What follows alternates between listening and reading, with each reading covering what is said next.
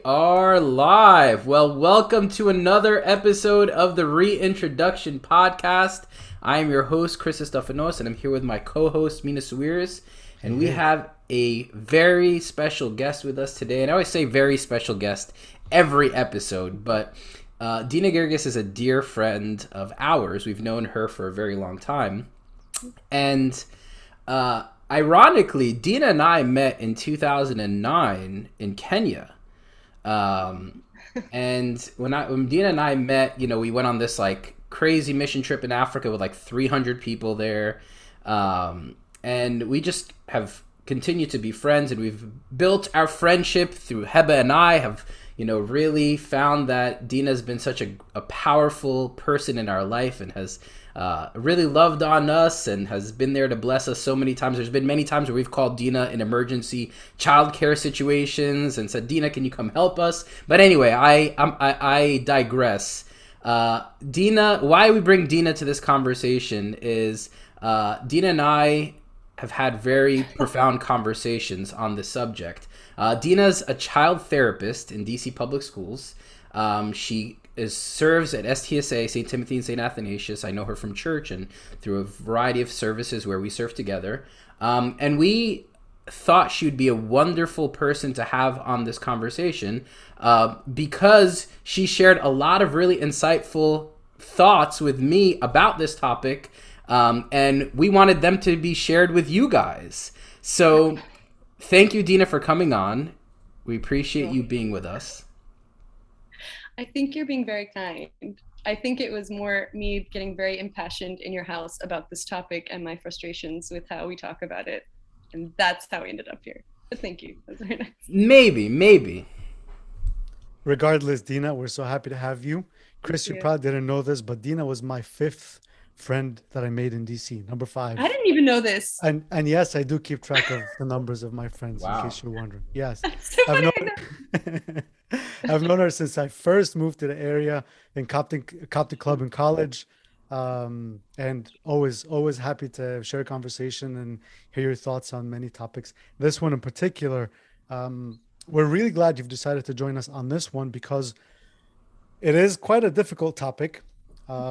We have hesitated about talking about this specific topic for a while because Oh my God. it just depends on the personal experience of someone who's listening to this, that it might end up being an easy conversation to listen to, or it might be difficult to hear because a lot of us have personal beliefs um, and and personal hurts because of this, whether it's from our community, from our church community, the larger community that we live in, or because of our own personal experiences. So to come here to have this conversation, we're glad you're here with us, but we also want to caveat by saying, I want whoever is listening to this to keep two things kind of in their ears the whole time they're listening, because we want to set this as a foundation so that if you feel like we're saying anything else besides that, I want you to always come back to this. We are talking about singleness, but we are not saying that singleness is somehow better than being married and everyone listening to this should seek to be single. We're not saying anything like that. And you'll find out throughout the conversation is that actually we're trying to discuss how do we deal with our time being single, whether marriage is in the equation or not. This regardless of this, any person living on this planet now, married or unmarried, had to go through a period of singleness, whether they complete their life on earth without being married or that they do get married, and that there is a purpose that God has for each and every one of us during that time. So we want to talk about that, and that's why we're talking about this. Also, the second thing that we want you to keep in mind is that we are not taking away anyone's hope of being married one day. If marriage is on your heart, we are praying with you. We want you to keep praying fervently for it, and we are praying that God will answer your prayers in the best way possible in His timing. So we don't take that away. Keep that in, if that's your personal experience, of course, and your personal hope, keep that. And these are the things that we want you to kind of keep in mind. Guys, anything else you wanted to add to these two things as like a standard foundation for the conversation? Um, I would just say I think sometimes me and my other friends who are also unmarried disagree on some of stuff. So sometimes it's just a matter of preference too. I don't think in any way we're saying things like this is the way it ought to be generalized. So I just think that's important as well. So And the fact that we're not experts in the idea of relationships or singleness, these are all lived experiences, and we're hoping to share with everybody on this podcast lived experience and what we pray and hope that we can share with our community to be better, because I think there are a lot of misconceptions that people have shared about the nature of singleness and about God in relationship to singleness. And the whole point of this podcast, right, since day one, is about clarifying misconceptions that people have about God and have about one another, right? The whole point of this season is reintroducing what it means to be human. And when we say, hey man, let's talk about singleness, by the way, another caveat, is we're not saying, hey man, we're talking to men, we're talking to mankind. So men and women, this is not exclusive to any specific gender, so to speak. We thought it would be cute if we just came up with one consistent theme title and kind of played with it, because we are cute like that. Right? So why are we having this discussion, guys? Like I said, the theme of this season is what it means to be human. And part of our humanity is this idea of relationships, this idea of whether it be fraternal, whether it be loving relationships, whether it be relationships that we have with our neighbors, with our coworkers, etc. And some of us aren't in marriage relationships. Some of us are single. So how are we to use this time of singleness? What are we supposed to be using with? What are we supposed to be doing? Are we supposed to be waiting on a train turnstile for our knight in shining armor to arrive, or our princess or whoever to arrive to wipe us off our feet and, let us have butterflies in our stomach? Like, is the point just to be hanging out waiting and doing nothing with ourselves? Or is the point to be using this time and redeeming this time in a positive way? So I want to open up the conversation to you guys. And Deena, just off the cuff, tell me when this conversation comes up, what are your initial thoughts? Like what when people talk to you about singleness, what comes to mind? Oh my. When people talk about singleness, what comes to mind is how bad a job we do talking about singleness. And I think part of the problem is in our communities, in our churches, whatever, I think that oftentimes I think it comes from an intention to elevate marriage, and so in an effort to elevate marriage and talk about, the joy and the beauty and the blessing of marriage, we sort of do it without even meaning to. We talk about singleness as if it's less than, and so the conversations I have with my other unmarried friends is a frustration and is a discontentment and is a, why God must I wait, and I just, that's very frustrating to me. And I think that's really, there's a lot of damage that's done even when we don't intend it by how we talk about it. That's just kind of baseline where this conversation has come from. Yeah, absolutely. And I totally get that. There is an idea inherently that we have in our community that your self-worth, or you become an adult, right? Once you're married. And if you're not married, you're not really an adult yet. People kind of would talk down to you. And that's and someone pointed this out to me also, is that in the church, usually women don't have roles in the church until they're actually married. And that also, like unintentionally, but that ends up being because of this idea that somehow when you're married, you just become more of an adult and you become more responsible and you do more things. It ends up making us question our self-worth, not from like a specific duty or sacramental belief, obviously, but just from like our community, how our community kind of looks at things. So we want to talk about how our self-worth has nothing to do with, whether you're married or you're not married. And we want to talk about really then what is God's purpose of relationships? Why has God given us the opportunity to be in relationships with one another? Marriage, that's one form of relationship. the other forms of it.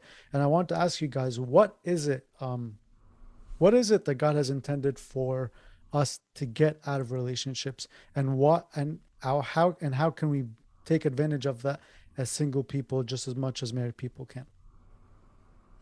I always like to jump in when this idea of us, like the dependence of us on one another, right? The idea of orthodoxy, like the idea in orthodoxy of community, is that we are never alone. Nothing that I do is a solitary experience, so to speak. So when I sin, it impacts you, it affects you. When I am living to my fullest potential, it helps you live to your fullest potential.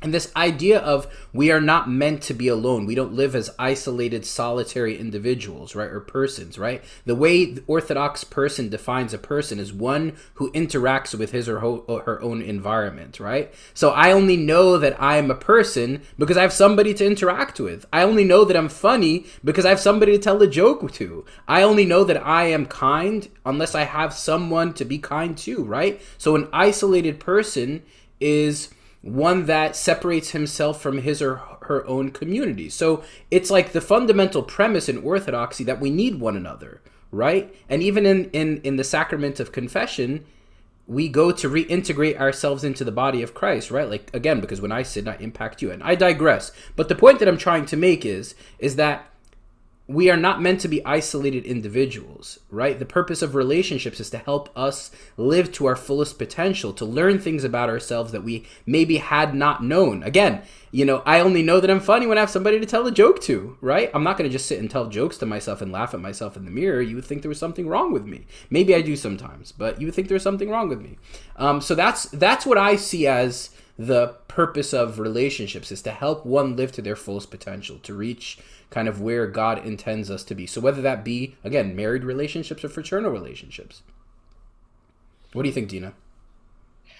Yeah, no, I mean, I agree with you. I mean, I think that one of the most beautiful things is that we're created to need each other and be in relationship and community with each other, and I think, and some communities were better at doing that than others. But I also think that kind of, I think that means that all our actions and our kind of day-to-day choices are meant to make us better at being in relationship, and I think that,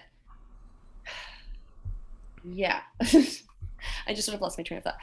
But yeah, I mean, I love what you said, Chris, and I think that we are able to kind of express that love and that kind of that spirituality in relationship. We can do that whether it's in a romantic relationship or outside. It's not, marriage is not the only way that we express that love and that connection with each other. We do that in our friendships. We do that, we do that as parents to our children. We do that in any relationship, and yeah.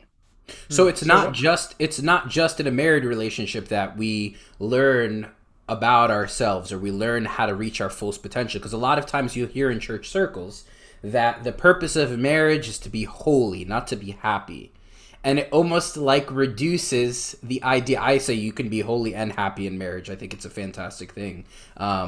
But like, I think this idea that we reduce marriage as being one of the only ways to live to your fullest potential is a way that it almost dilutes every other relationship that's available to us, right? And again, I'm not reducing the impact of marriage. I love my wife, and I think it's improved me tremendously.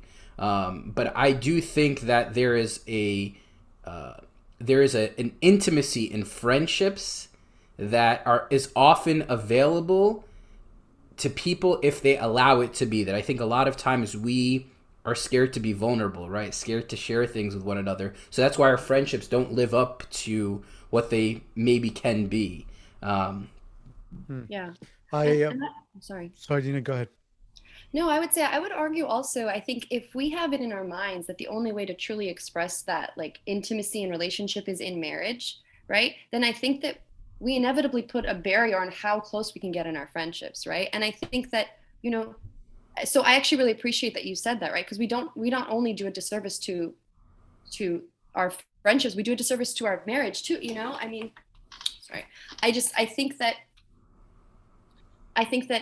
whether I am an unmarried person, so in my friendships, I can practice vulnerability. I can practice conflict resolution. I practice communication. I practice those things, and I get better at it. And it makes me better in my friendship relationships. And if down the line that means you get married, then you're all the better for it, right? Because you know yourself better, you're all the better in that other relationship. And if not, you're still better in these relationships too, and I think that's what we're called to do. And that's how you build stronger communities, is when you're constantly working at being better in relationship, no matter what that relationship looks like, and valuing your friendships, valuing those communal relationships in the same way you would value a marriage relationship. I think is important.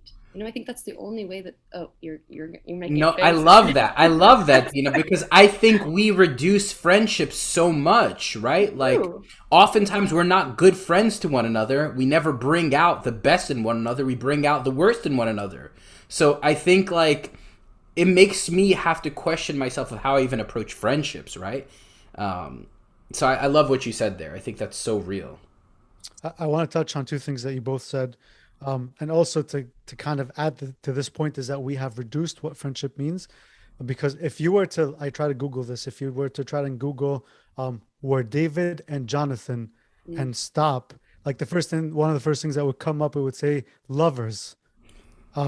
It's because people like we have reduced that friendship could be so like a form of real, deep, Yes. genuine love that when you see it manifest this way, that there is something wrong. It's also culturally appropriate in people like in Egypt and the Middle East for men to hold hands while walking in the street, right? And people like that's strange. Like we don't accept that. But that there is a form of love that is in single people, just as well as married people, can love intensely. Um, because going back to one of the first things that we said is that part of the reason we have relationships is that we have needs. And one of the most fundamental need is the need to love and to be loved. And that is how we deal with God and how God deals with us. And we do that in relationships. You Mhm. can do experience that in marriage with the addition of so many other things. You can experience that in singleness with the addition of so many more other things. One other thing that we do experience also in relationships that is fundamental, and Chris, you kind of touched on this when you said your wife helps you become better, is the concept of growth. Is that a real um, constructive relationship is supposed to help you grow as a person. And when I can look at my married friends and I can see those who have grown and become real men and stepped it up after they have been married, and I see those who didn't. Not to call anybody out, but I'm just saying, like, you see what when marriage lived to its potential, you can see how people do grow and become more like God, become more sacrificial, become more loving. Um, and you could also see that in singleness, people can do the same thing. It is probably one of the differences between the two is that when you're single, you don't have someone to call you out on it right away. So it might come manifest itself a lot later on. But regardless, as a single person, you have an opportunity through your relationships to also achieve that same growth. So, um, what we're saying then is that there is a lot of the God created mankind with the affinity to have real relationships because it has a great impact on on the human being, whether that person is married or not. They can both serve different purposes, and he can do that. So, yes, Chris. So can I just chime in for a second? So far we've said a theologically misguided idea is that marriage is more superior in terms of the ability to grow. We've also said that a theologically misguided idea is that people who are single can have deep, intimate relationships where they are able to be vulnerable, because that's not true. What are some other ideas that we have, some misguided ideas theologically about singleness? Like, what are some other things that come to mind? Go ahead, Deena. What do you think? We're Oh, getting a lot of shout outs, by the way, from people on Facebook saying, Deena, hi, Deena, hi, Deena. very embarrassing. My We friends love you, have Deena. come out. I appreciate. Um, I mean, I feel like if I go here, we're just gonna like fast track to like the meat of it, I think. Let's fast track. Let's do it. Okay. I mean, it comes down to the question of what people believe that God promises them, and like our misunderstanding of what the promise of God is, right? And I think that sometimes we believe that God promises us marriage, right? But he doesn't, right? Like God promises us relationships, and like we said, there's a lot of ways that that can look, right? And I think we read like it's not good for man to be alone, and we sort of think like man must find wife, right? And that's how we understand it. And whether or not it's as clear as I'm saying it, but to us, I think we believe that, okay, well then this is the promise of God for me, and the reality is some people aren't going to get married, and that whether that's by choice or just the way that things work out. And so if I go to the end of my life, right, as an unmarried person now, if I reach the end of my life and I'm not married, there is a belief, I think, for some of us that somehow that means that God is less faithful to me, right? Or that God is less good to me because she got married and I didn't, right? And if I'm thinking theologically misguided belief, I think that one is probably the most painful and the most damaging, right? And I think that's something that that's something that we have to grapple with anytime, our life looks different than we hoped it would, right? But I think that's something that makes this period of being single, I think that's something that makes us so discontent in it, because we inevitably link it to, well, God kept me from something that I wanted, right? And I think that's something we have to reframe and rewire if we're going to be able to find like the joy and the beauty and the blessing in being single, right? I rambled. Mina, go ahead. No, I was gonna say that's great. And again, I'll remind you, if you're listening, that we are not saying if you are hoping that one day to get married, we don't want you to ever give up on that hope. You're never supposed to give up on that if this is what you want. We are always told and reminded to pray fervently with in prayer and thanksgiving, right? To make our Request be known. Right? Yeah, known to God. So this is something, just like you do with everything else in life, right? We have certain wants and desires that we keep praying for, and God answers and fulfills in his due time as he sees fit.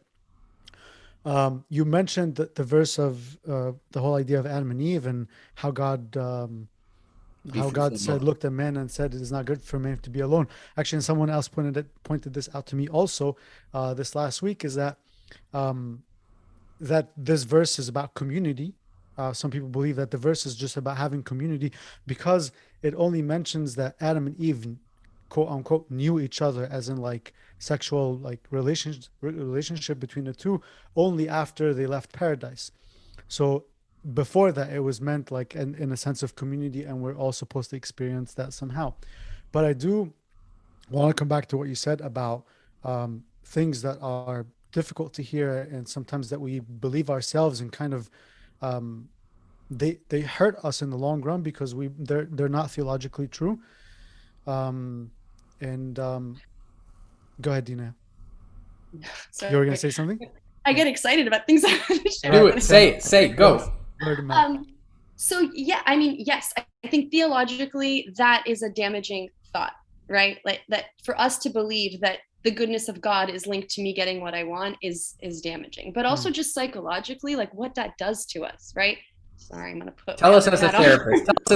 Tell us. I'm gonna put my hat on. But I'm saying, because then what it's doing is it's not only setting you up for discontentment and singleness, but if you do happen to then get married, you've set yourself up for disappointment in that marriage, because you put all your hopes and dreams about marriage is going like, all I need, all my insecurities, all my desires, all my whatever else you're feeling that doesn't make you happy in being single. Now all of a sudden I'm going to get married and it's going to be great, but it's not going to be great, because marriage doesn't fix those things. It just makes them bigger. And now you have another person to worry about, right? So it's not only theologically misguided, it's psychologically harmful, and I don't mean to say that to call anybody out, because honestly, I say this because I grapple with this, right? And so I'm no way am I saying don't think this and you're wrong or stupid for thinking. I don't hear that. Like, please don't hear that.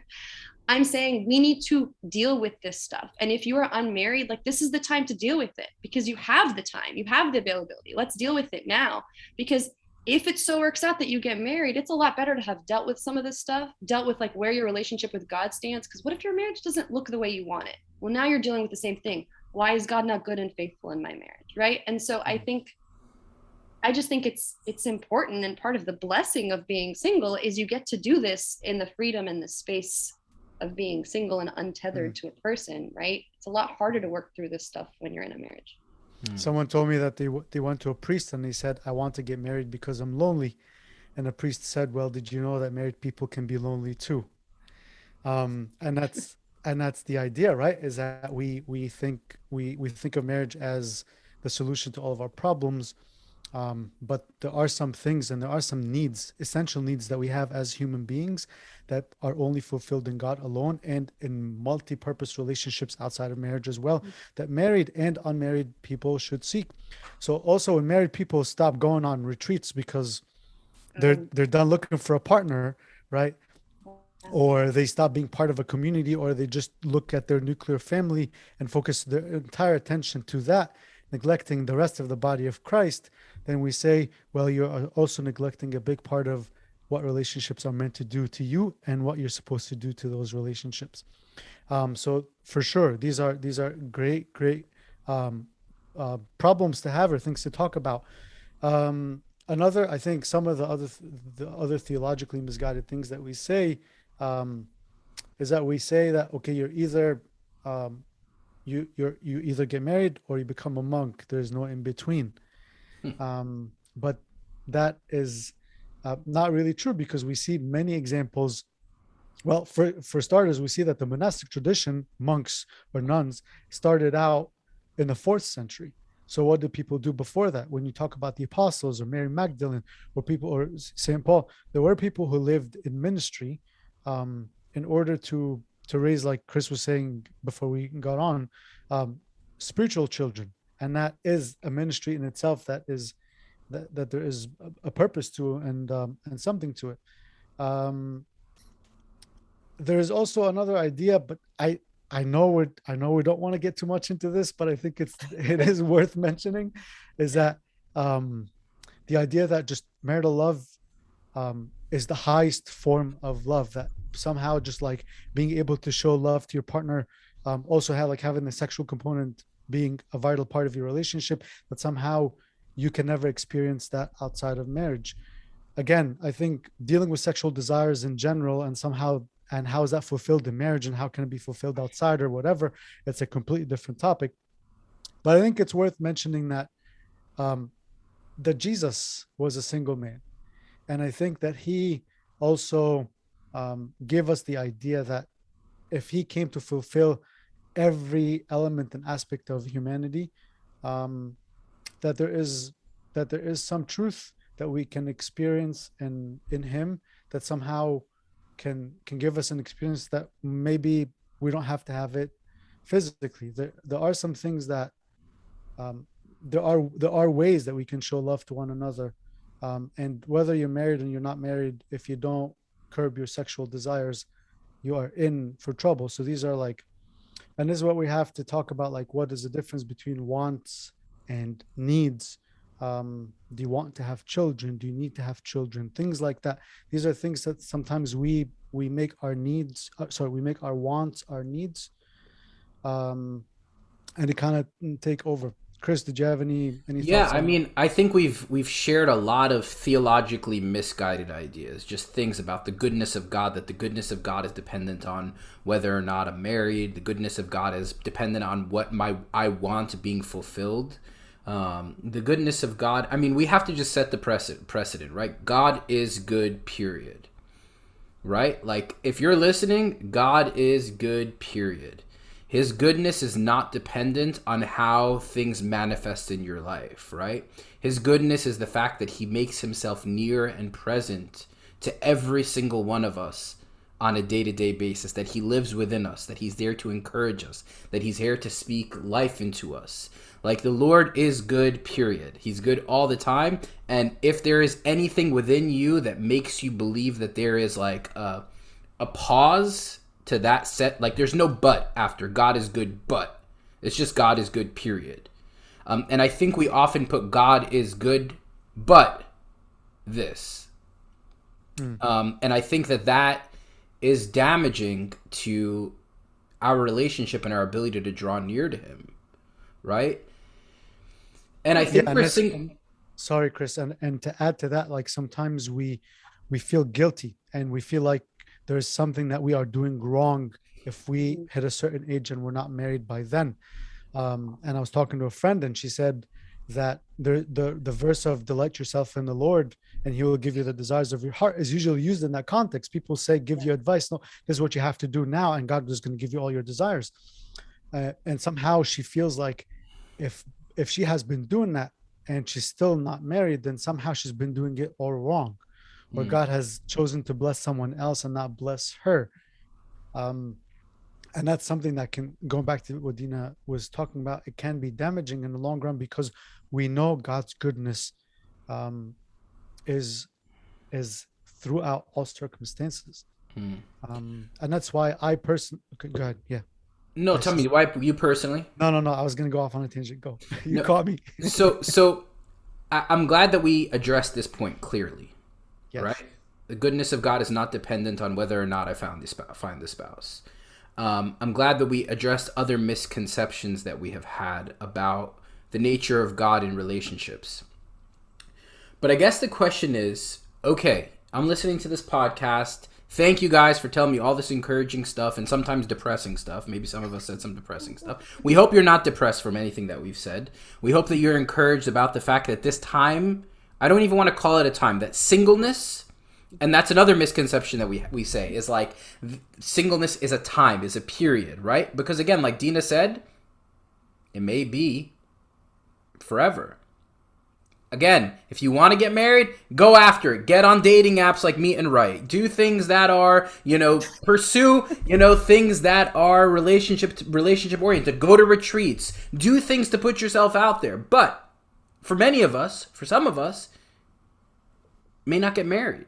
And I'm sorry to say that, right? Like, I'm sorry to say that. I pray that God will give you the desires of your heart, right? But I hope that, again, you're not waiting on a train, hoping that the train arrives one day, and pausing on everything else in life because you're hoping that once you get married, you'll be able to do this. So if I want to buy a house, I'll wait till I get married to buy a house. Oh, if I want to move to this place, I'll wait to get married till I do this. Oh, if I want to do this, I'll wait to, it's not a time period of waiting. It's a time period of living purposefully. It's a time period of sanctifying the time and redeeming the time, as Ephesians 5:16 says. It's a time period. It's a time in which you should be blessing the heck out of other people.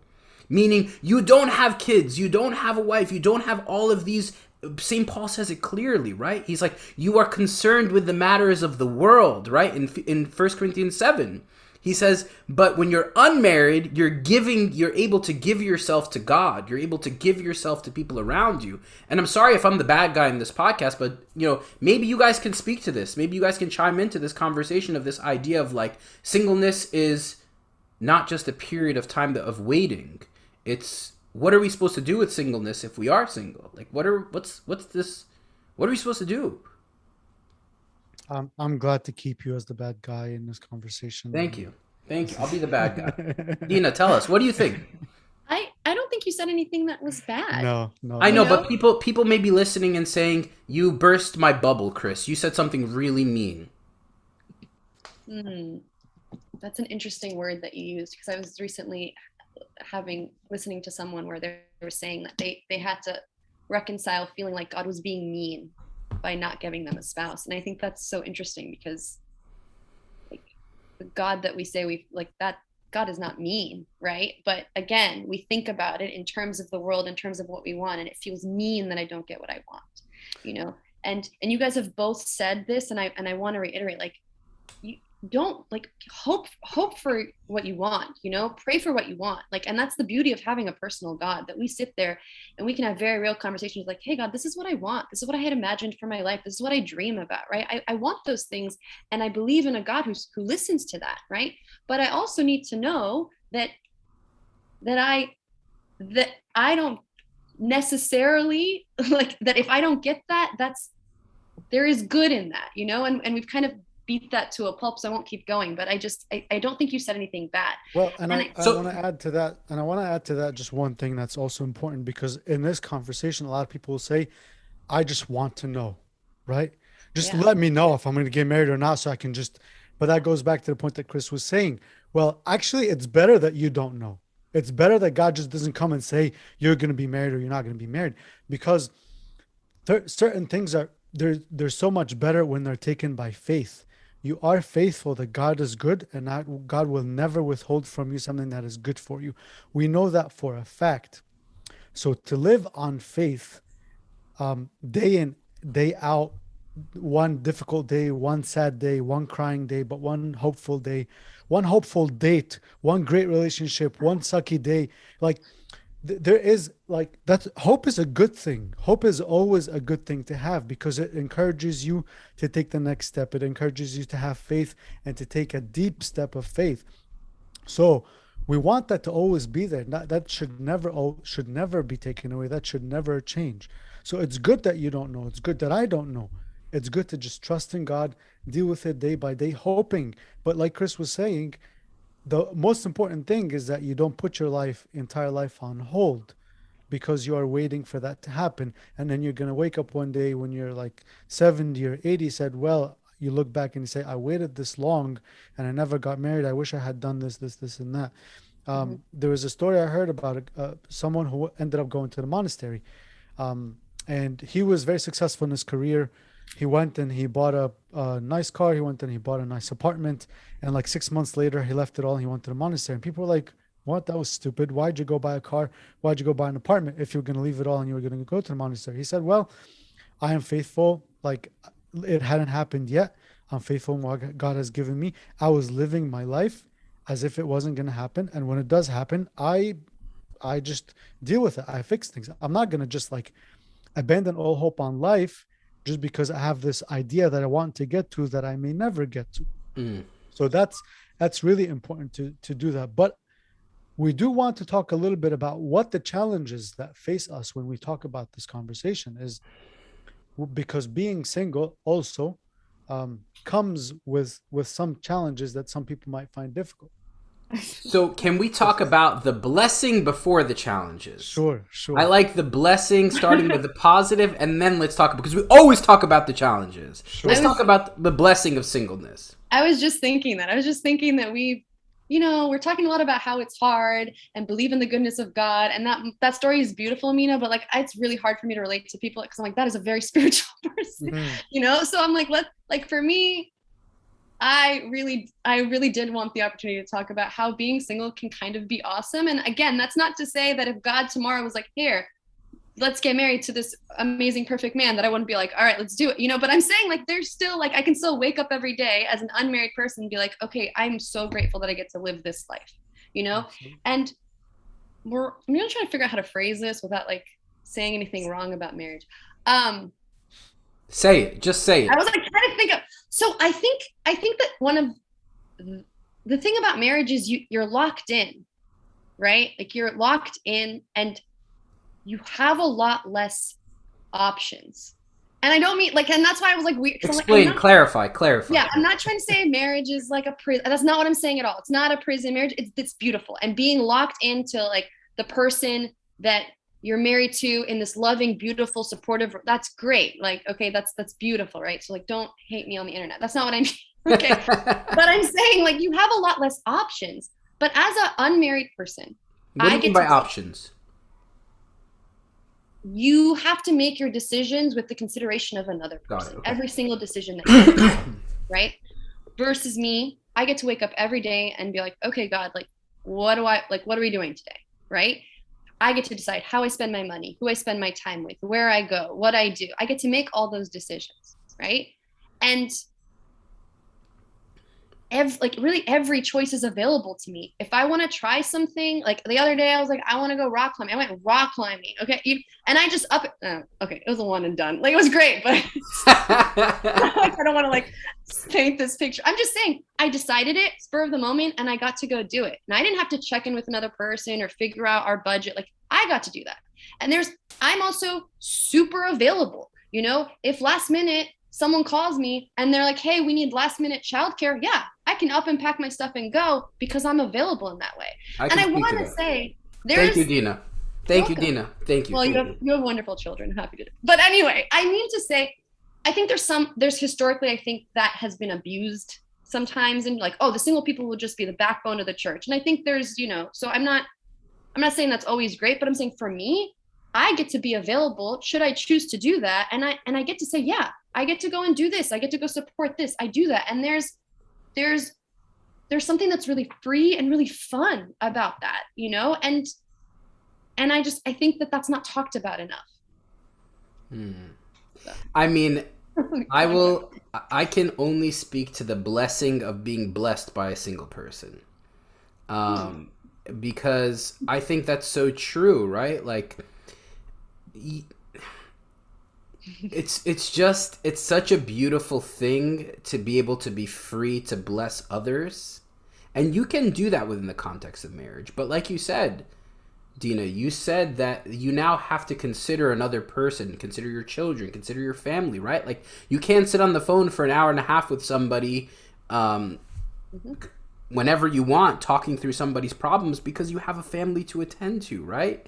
Like, I think there is an availability that's present to single people that is such an opportunity to bless the church and bless others, right?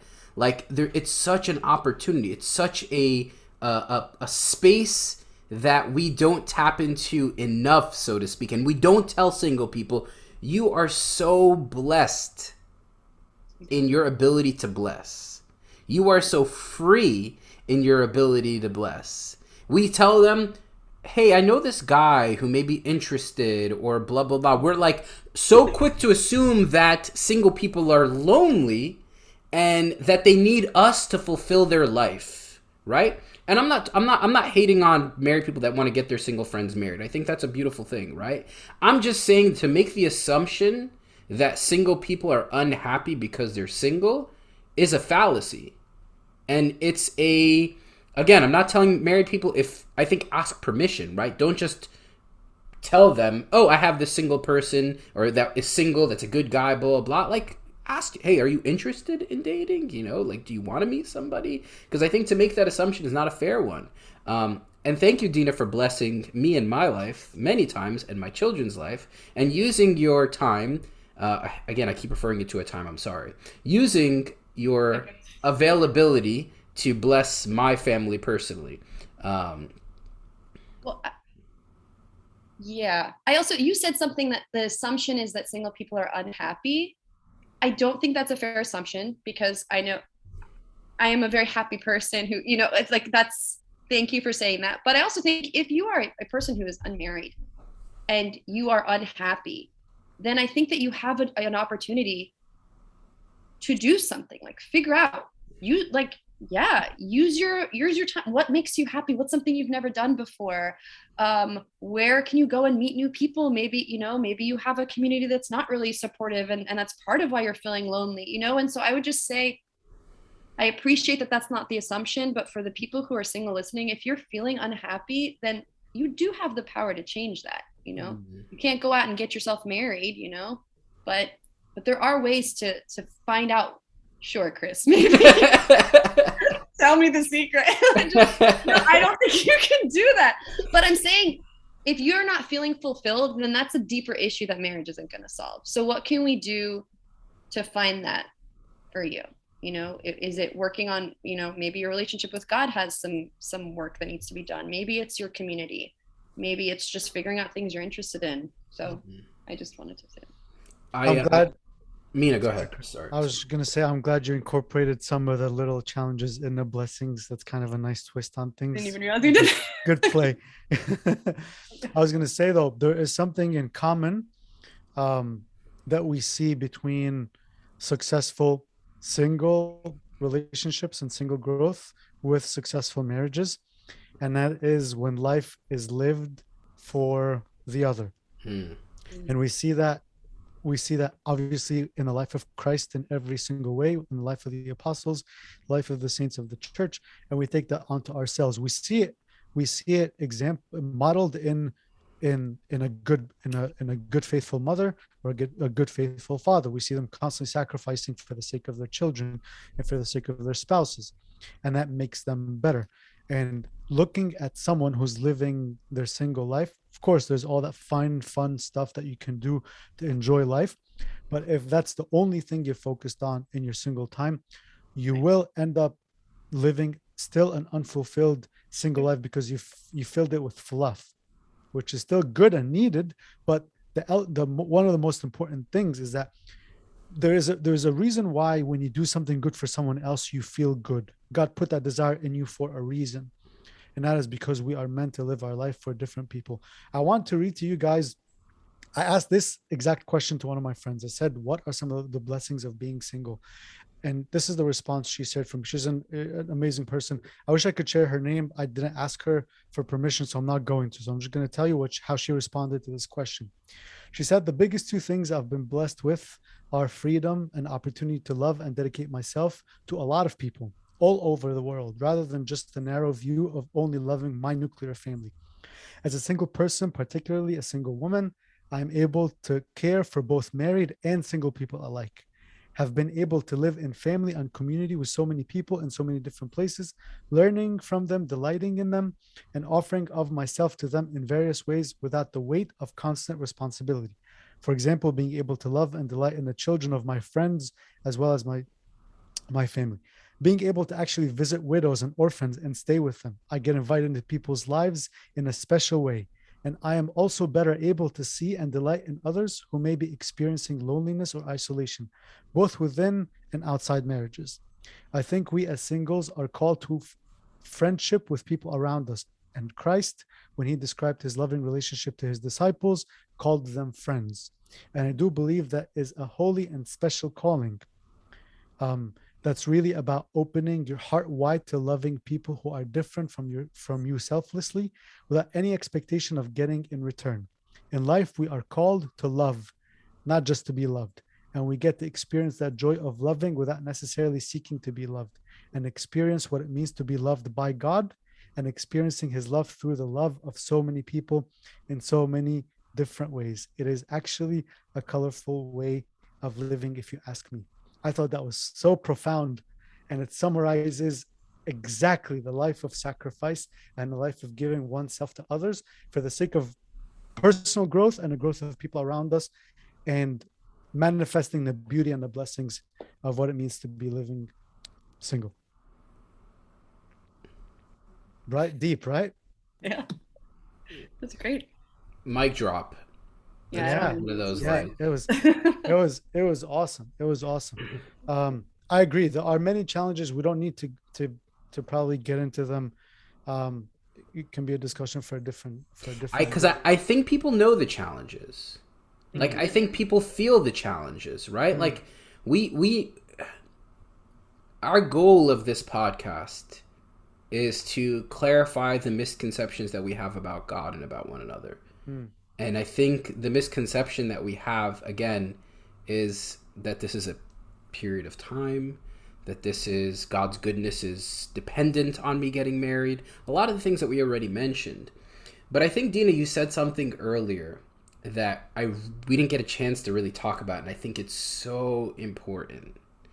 It's this idea that we think that marriage will satisfy all of the things that we're lacking.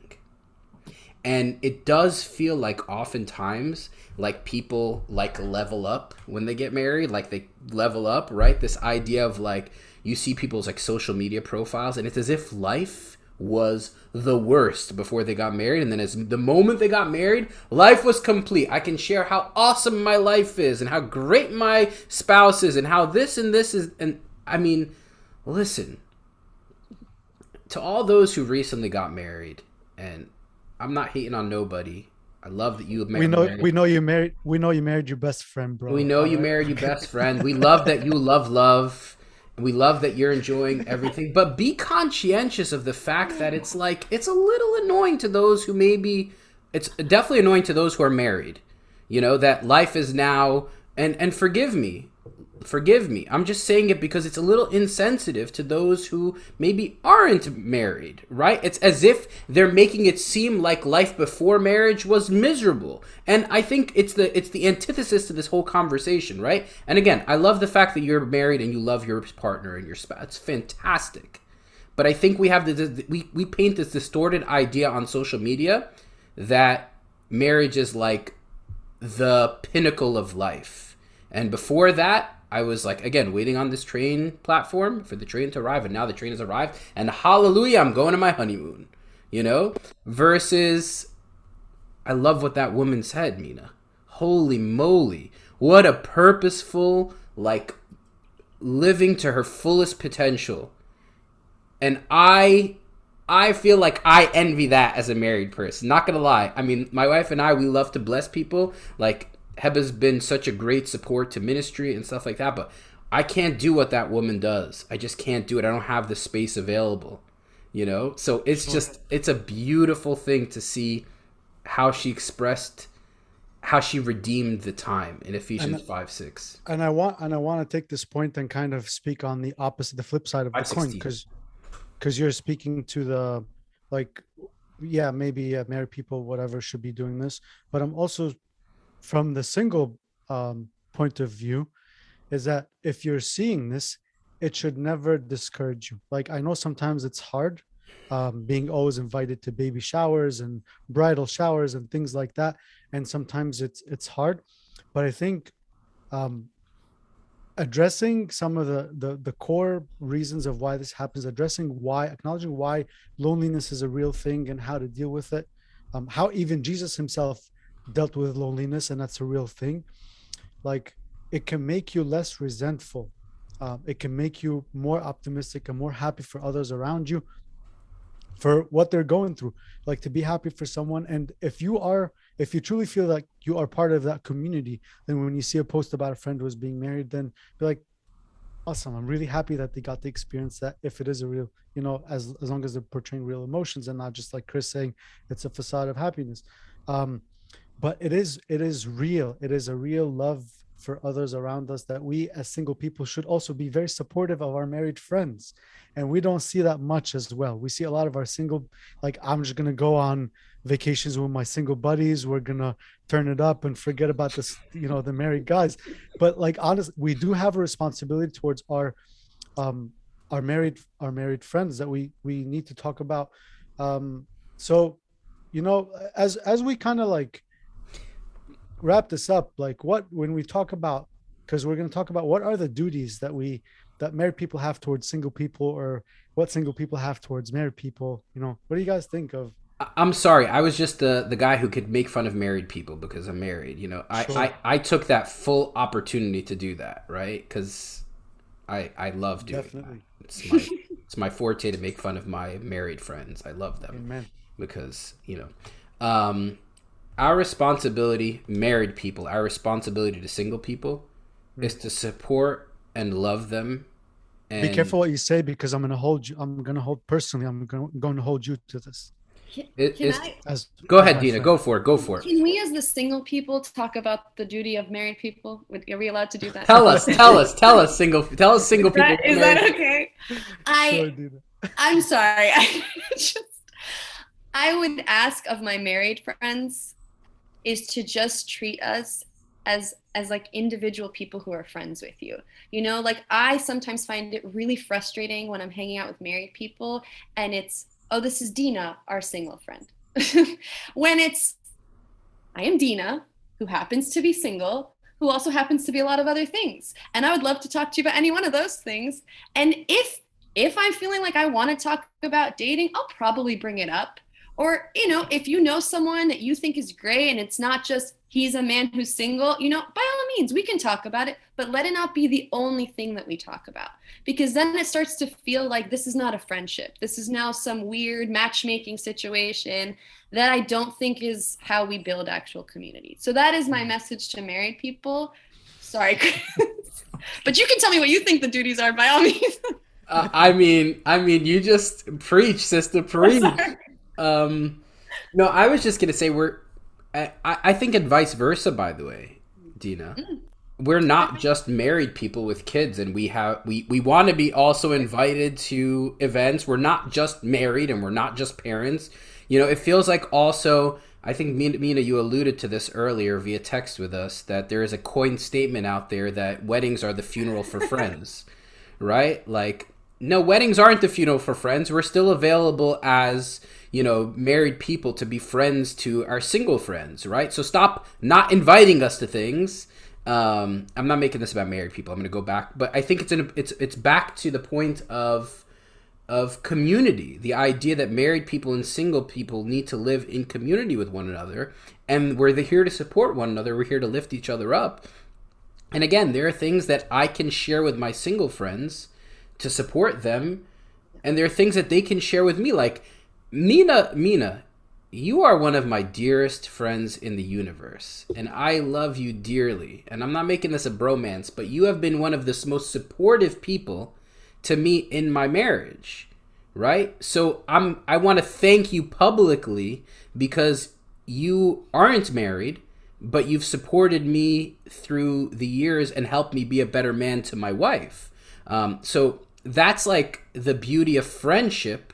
And there are things that Mina, like, I've been able to be vulnerable with Mina about, because he's a fellow man, right? Like, that he understands deeply because he's a fellow man. So I think, guys, like, married people, be open and real with your single people, with your single friends, and single people, be open and real with your married friends. That's my advice to folks. And there are things that we shouldn't say to single people, right? Like, I think, Deena, you alluded to this, right? Like, there are things that they're not just your single friends. They're your friends, period.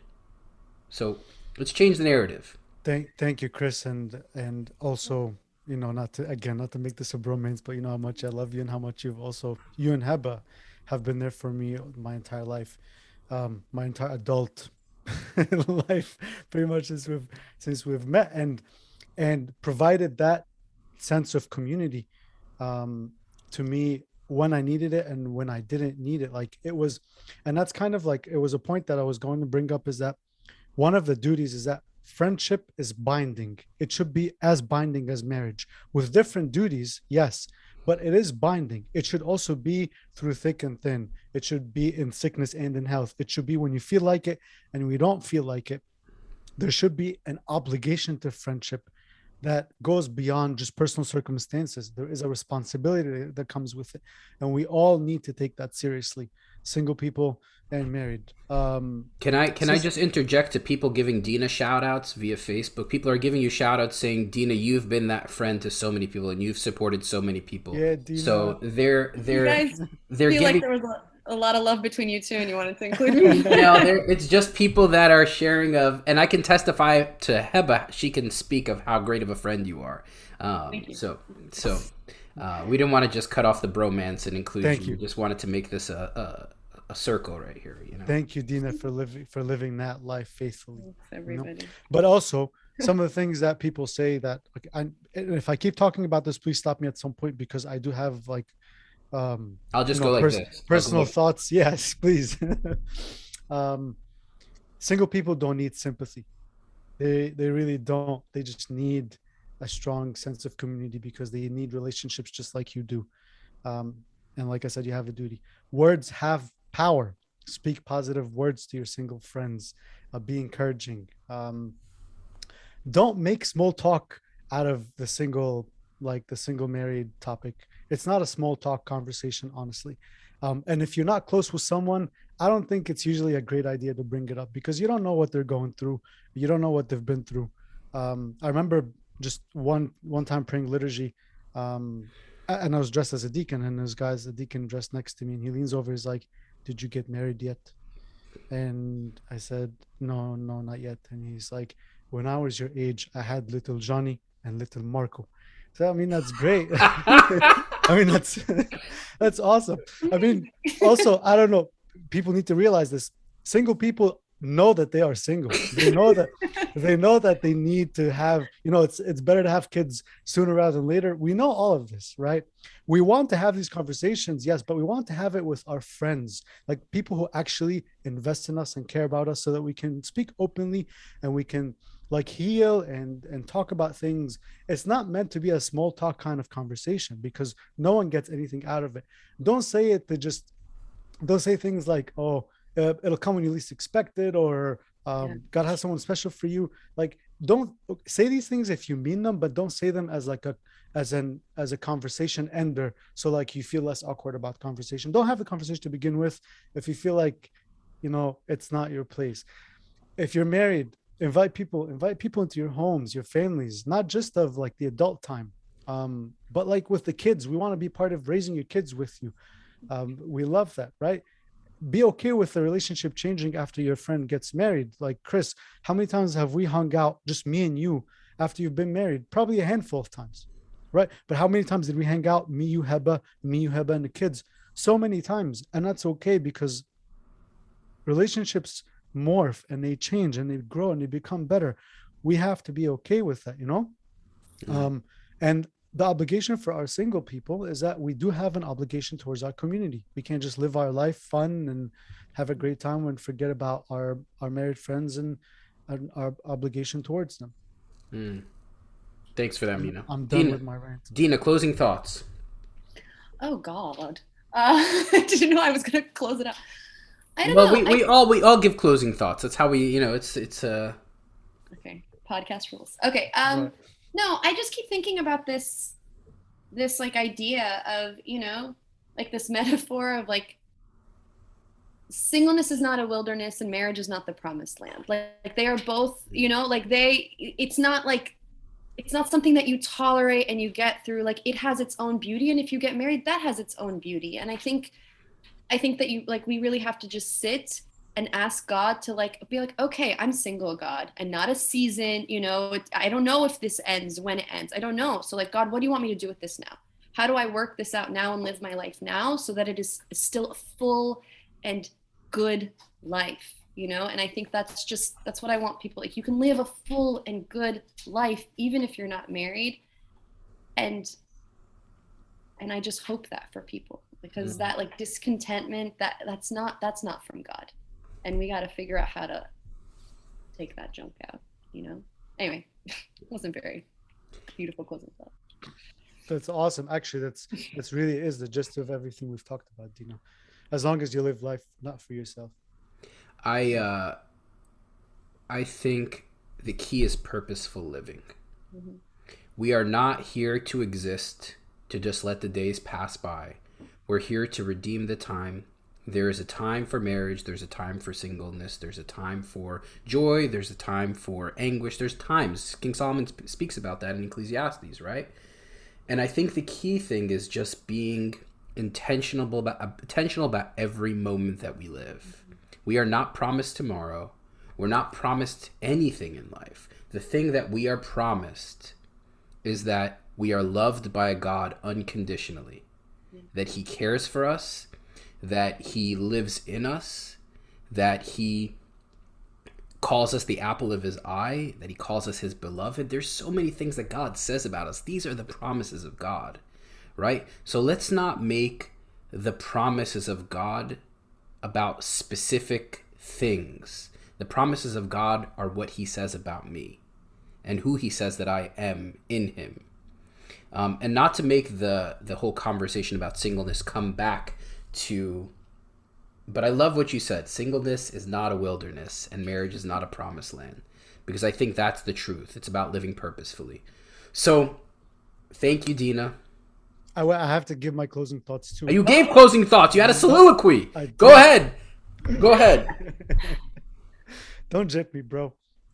I was gonna say, I was gonna end with what we started with, is that if you want to be married, I don't care how old you are. If you're in your 20s listening to this, 30s, 40s, 50s, 70s, 80s, first marriage, second marriage, I don't care. You keep praying for it and you stay hopeful, and God will answer your prayer in the way that he sees fit in his due time.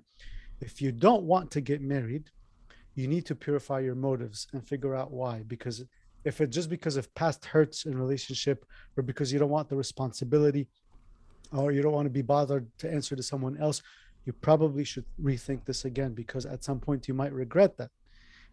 Life as single, if you're living your life purposely as a single unmarried man or woman, you have to wrap it around the purpose. Otherwise, you might come to a point in your life where you look back and say, what did I really do with my life? And that can be hard because life can get lonely. You have some desires that can be unmet. There are so many things that the devil can mess with you and come back at you with that you have to be prepared for. So focus your life around something that you are intentional about. Understand that marriage does not fulfill all your desires. It doesn't answer all your problems. Um, Always present your requests with thanksgiving first to God. Be okay with whatever God gives you. Um, I'm talking to you if you are lonely. I'm talking to you if you are married and think that your duty is only to your wife. I'm talking to you if you think that hooking up is going to fulfill all your needs. I'm talking to you if you're aching on the inside to be with someone else, if you feel like your senses are not being catered to. I'm talking to you to get down on your knees, to really, in real, sincere prayer, ask your friends to pray with you, be vulnerable, talk to people, ask them to connect you with others, whether just for romantic purposes or not for romantic purposes. Do not wait to start your life when you're older. You can start your life now. And when things happen and a spouse can come later on in the picture, then you can change things. It's not the end of the world if you have to sell a house at a $50,000 loss because you met someone in residency across the country. It happens, you know. I know that's very specific. I just sorry, I'm talking too long, but I do want to share one final thing because someone shared this with me and I thought it's pretty neat. Again, it's not theology, it's just neat. Is that in the Old Testament, the idea of having children is how we preserve our legacy and how we see that your name lives on forever. And someone said this to me. I also wish I can share who, but I didn't ask permission. But that person said, living faithfully single is the biggest and the purest, one of the purest icons of the resurrection. And that's because when you live single, you are not having children of your own that get to carry your name, but you have firm faith and belief in the resurrection of your life, that you and your life is eternal and preserved not just in the life of your children, but in everything and every relationship that you leave on this planet, that is never erased, that is always fulfilled and present in God. Chris, do you want to add anything or should I wrap up? Oh man, I mean, I don't have anything to say. You guys are awesome. Thank you, Deena. Thank you, Mina, for speaking life into married people and into single people. This is what we need to be talking more about. These are the conversations we need to be having within our communities. Conversations of healing, conversations of purpose, conversations of intentionality. Because I think we've diluted the friendships and the relationships that we have to just fluff. So I'm grateful for the two of you guys. I'm grateful for you guys challenging me as a married person to be better towards my single friends. Thank you, Chris. And please do share with us your thoughts and your comments. Send us messages on Facebook at the Reintroduction Podcast. Send us an email if you have any concerns. You know, if you have, we really do love to hear from you guys. And those of you that do, we thank you so much for your support and constant love, because it encourages us and it helps us keep going and it helps us benefit and become even better. We don't do this because we're somehow we know everything. We know nothing. We honestly we learn as we go, and we learn from your support and the comments and your thoughts that you share with us. So please don't hesitate to share. If you like the podcast, share it with a friend. Like the page so we can reach more people. Find us where you find your podcast, on Apple, on Google, and tell Alexa to play the Reintroduction Podcast for you. Until we see you next time, take it easy. We love you. Goodbye.